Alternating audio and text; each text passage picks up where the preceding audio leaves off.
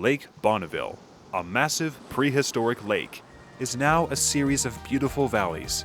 Join Brandon Plewe and me, his son Spencer, as we hike the 200-mile length of the Bonneville Shoreline Trail.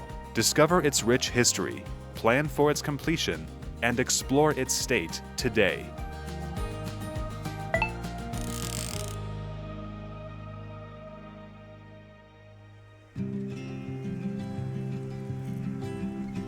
Welcome to Season 3 of State of the BST.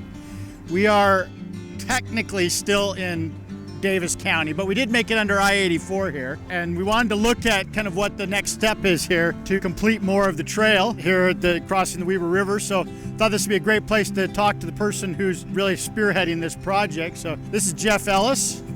Good to meet you, Geoff. Good to meet you. Geoff is an advisory board member for the Trails Foundation of Northern Utah and is the project manager of this River Parkway project. So you have a lot of work here that you've been doing. Yeah, we've been working on this for 25 years, picking up pieces of land or easements wherever we can. The trail's mostly done further downstream, but up here there's still a lot of work to do. Yeah, we've got about a mile and a half gap downstream from here, and then we've been working with South Weber City and Davis County to complete the trail up to the mouth of Weber Canyon. Speaking of which, congratulations, you just received a couple grants to help move this project forward. Thanks, yeah, we did. That will enable us to build a bridge here across the Weber River, plus 2 bridges across the overflow channel. So this is about where the bridge is going to be, somewhere in this vicinity? Approximately, yeah. That's a pretty substantial span there to cover. Yeah, it'll be about 100 feet long. With our high water this year, we're getting a good test of how to make the bridge more flood resistant.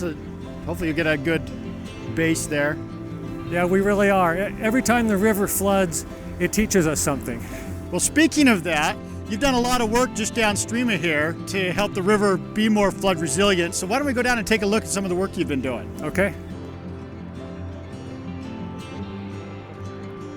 Well, until a week ago, we would have been underwater right here, wouldn't we? We would have, yeah. And that's thanks to you and trying to deal with the high water that we had. So that was some good foresight you had. What did you do here? What was this project?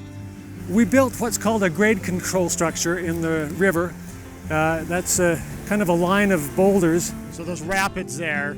Yeah, yeah, pretty much. The idea was to re-engage this overflow channel during high water because it had not flowed since 2011. This year was the test, and I think it passed the test pretty well. Deal with the floods by making the river do what it used to do exactly. back in the day, the way it naturally handled floods. Yeah. You're a trails organization. Why do river restoration? In 2017, we ended up buying approximately 40 acres here. So this little wedge between the river and the freeway, which can't be used for anything else. Right. We realized with this much land, we can do a lot more than just build a trail. And so we've been working with the Division of Wildlife Resources to do some habitat restoration, specifically creating habitat for a couple of native fish, the Bonneville cutthroat trout and the bluehead sucker. Let's go look at what you've done down there to build those habitats. Okay.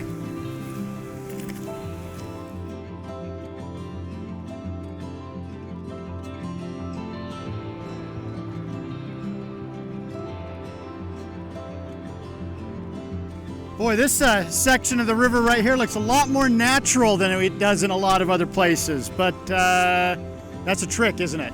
It is. It looks more natural, but it took a lot of work to make it that way. If you look to the right, that's the main branch of the Weber River.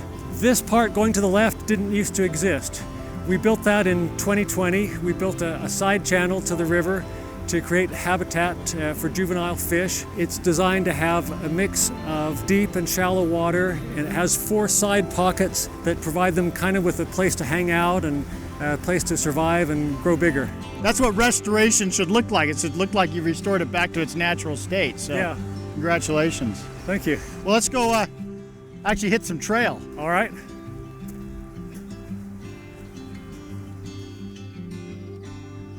Well, we skipped a bit here through the town of Uintah. Now we're going to start again on this short section of trail that connects up onto the bench. So let's see what it looks like. So, Geoff, you've been involved with the organization up here for, gosh, almost 30 years. How did you get started in devoting a lot of time to the trails up here in Weber County? Well, our organization was originally called River Pathways. It was founded in 1995, and I was working as a landscape architect. And one of the original founding members, Sandy Crosland, invited me to become a board member in 1997. And then when the executive director at the time resigned, I took over that position. And I've been involved one way or another with River Pathways, now called Trails Foundation of Northern Utah, ever since. So once you start volunteering, you can never get out? It looks that way. You know, our original founding purpose was to get a trail up Ogden Canyon. There still isn't a trail up Ogden Canyon. There's been a lot of difficulties, but we've been able to accomplish a lot of other things. So it's a little odd that this is part of the Bonneville Shoreline Trail here. We're in between Uintah and South Ogden. We're not really on the Bonneville Shoreline at all. Why is this section, why did we have to build the trail here? If you look back, you can see the actual Bonneville Shoreline, I can see the which is there. underneath the U on the mountain. And we looked at putting the trail there, but there's a couple of challenges. The first is that private property goes way up the mountain in that area. We'd have to put the trail at a 7,000-foot elevation, which is not really the Bonneville Shoreline Trail. That's high. And then the other big challenge is the mouth of Weber Canyon, where you have to find a way to get over a river, an interstate freeway, and 2 railroad lines. And cliffs on both sides. Right. I mean, if we had several $1 million, maybe we could build a giant suspension bridge, but that's not in the works anytime soon. So this is the stopgap then, is to come down through here and cross the river where we were, and head back up into the hills in Davis County. It's a stopgap, but it's a pretty neat trail. As you can see, it's pretty scenic. Well, the other nice thing about this little segment is it's also a connector for the, what do you call it, the Centennial Loop? What is that? The Centennial Loop consists of the Bonneville Shoreline Trail on the east, the Ogden River Parkway on the north, and then the Weber River Parkway wrapping around on the west and the south. And it will make a 26 or 27 mile loop around the city of Ogden. That's a pretty impressive thing. It's mostly done now, right? It is mostly done. Except for these sections that have street. Right. But that was a major kind of vision, I think, that seemed to get a lot of people involved in Weber Pathways and supporting the work that you were trying to do. It is. It's a vision that people have had since the 1990s. And in fact, it got its name, Centennial Trail, from the Utah Statehood Centennial in 1996. And that's when the first portion of it was finished. So, Geoff, I've noticed we've got a really convenient place to build this trail going up the hill, kind of a ledge here. Yeah, this was actually one of the original highways between Weber County and Davis County. It was built in the 1890s.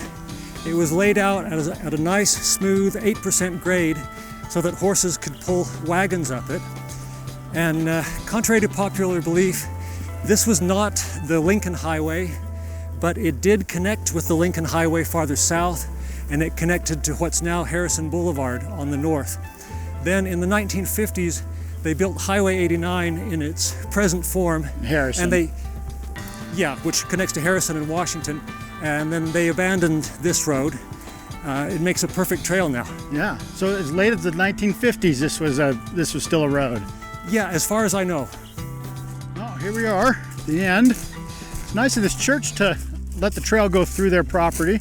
Yeah, it really was. Well, so from here, we have to kind of take the road up to Butte Canyon, right? There is a tunnel that goes under Highway 89, so that really helps. And then Skyline Drive is just a road, but it does have bike lanes, and that'll take you up to the Butte Canyon trailhead. Well, I think we'll drive that. Yeah. And we'll let you go. We'll let you go here, and we'll go finish up in Ogden. But thank you so much for coming out and meeting with us today. You're welcome. My pleasure. Very informative, and thank you so much for all the work that Trails Foundation of Northern Utah does, and that they have done for the Bonneville Shoreline Trail, and keep up the good work. All right, thanks. All righty.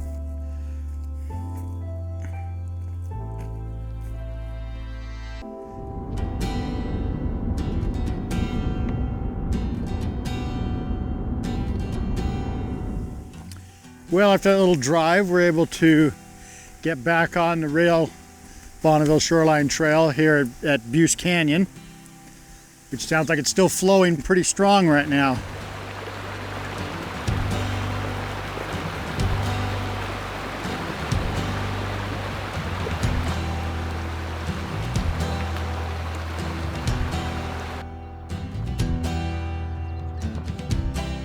Well, climbing 900 feet right out of the gate wasn't very much fun, but it's worth it for this view.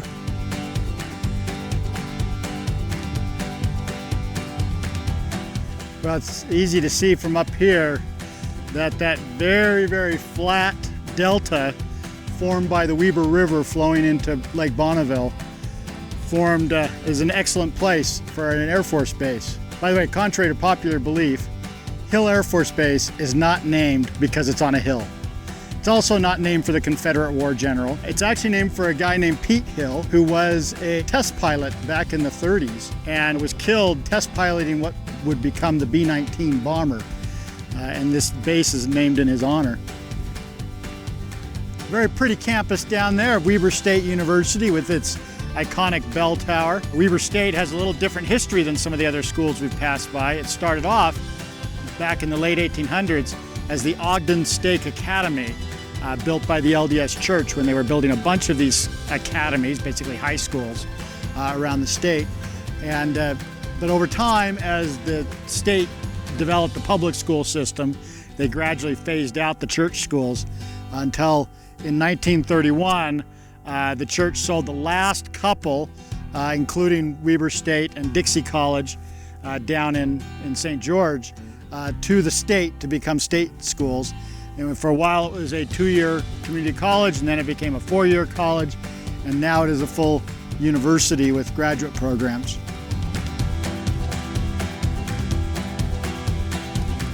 Interesting little bench like across the bottom of the ravine.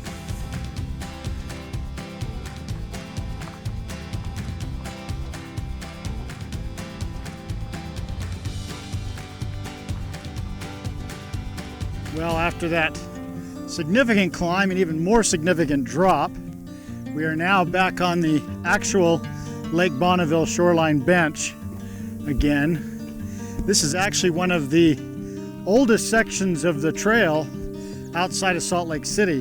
Back in the mid-90s, the Forest Ranger up here and Ogden City and the kind of newly organized Weber Pathways organization all kind of together caught the vision of the Bonneville Shoreline Trail that was then being started in Salt Lake City, and were able to get the trail put in here by 2001, 2002 or so. So they were one of the early adopters.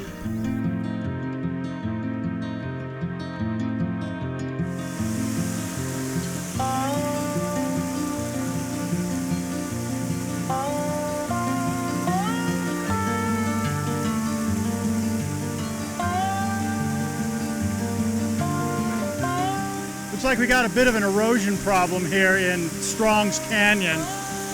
It's hard to tell which is which, but I believe that is the actual stream, and that is supposed to be the trail going down to Weber State.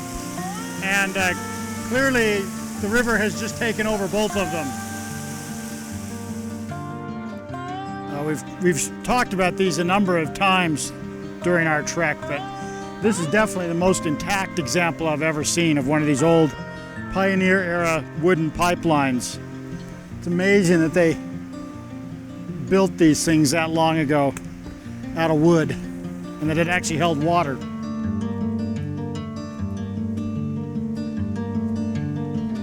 Well, I had really looked forward on this segment to heading up there to see the waterfall here in Waterfall Canyon. Unfortunately, we are short on time. We need to get done with this, so we had to forego that.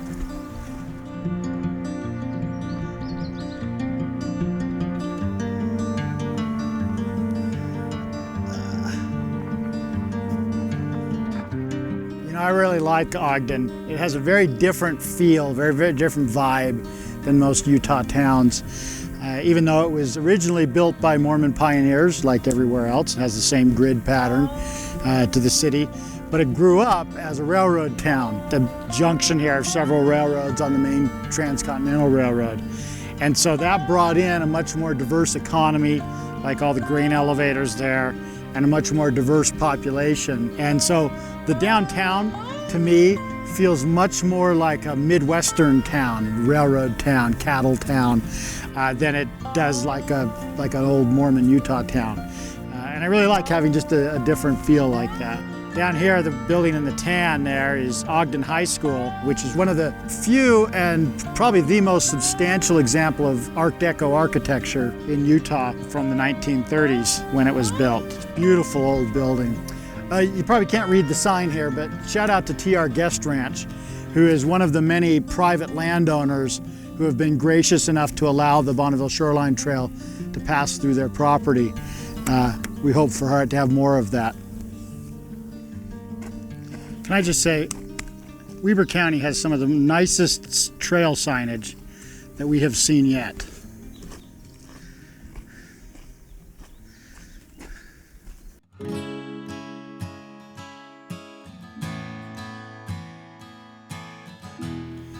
Beautiful view of Ogden Canyon up there, and probably one of the most impressive artificial waterfalls you'll ever see. This pipeline that comes out of Pineview Reservoir up the canyon and across this huge suspension bridge is one of Ogden's main water sources. And my guess is that now with the spring runoff, they're letting extra water out of Pineview Reservoir, and so it's too much to go through the pipe and the excess goes out down that waterfall. I was told that just a few weeks ago when we were at our max water that there was about 5 times as much water coming down that.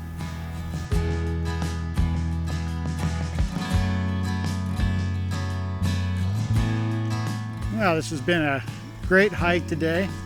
Beautiful day, beautiful trail. Probably one of the most mature sections of trail that we've been on. Had some great views of Ogden as well as some nice shady places like this. We definitely came the right direction. After that first climb up Buse Canyon, the next 6 miles are almost completely downhill. I'd hate to go the other direction, but this has been really nice. And now that we're done, next time we will be having to climb back up from the Ogden River to get back on the Bonneville Bench and head up to North Ogden. We'll see you then.